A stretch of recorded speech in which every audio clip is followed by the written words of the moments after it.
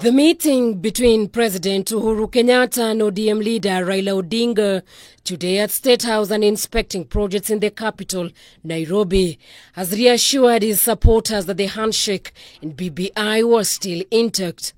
The two leaders appearing in public together dispelled murmurs of discontent from Raila's allies that the president was no longer keen on the twin issues, the Building Bridges initiative and the handshake.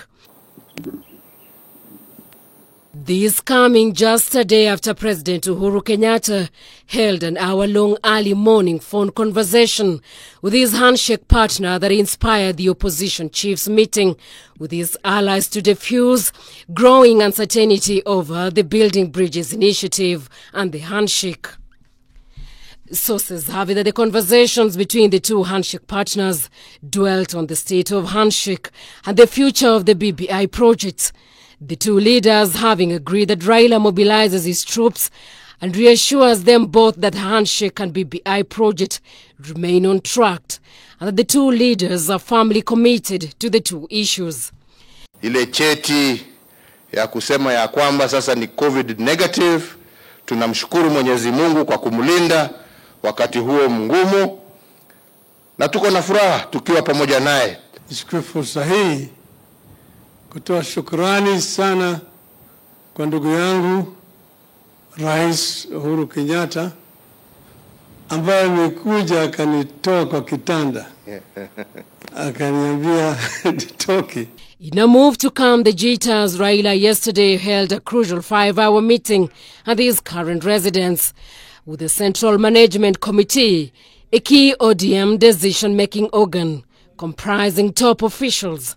Those who attended the CMC meeting included John Badi, Edwin Sifuna, Timothy Bosire, Junet Mohammed, Siaya Senator James Sorengo, and Homa Bay Women Representative Gladys Wanga. A statement released to Newsroom by the former Prime Minister spokesperson Dennis Onyango after the meeting declared the party's unwavering commitment to the BBI bill and the handshake. A similar statement was released by the BBI Secretariat through its co-chairman, Dennis Waweru, barely an hour after the ODM current meeting. In his statement, Waweru maintained that the handshake was intact and the BBI push on course. This coming against the backdrop of murmurs that Uhuru had gone cold on the handshake and the BBI and was gravitating towards the emerging Mudavadi, Kalonzo, Wetangula and Gideon Moi's formation.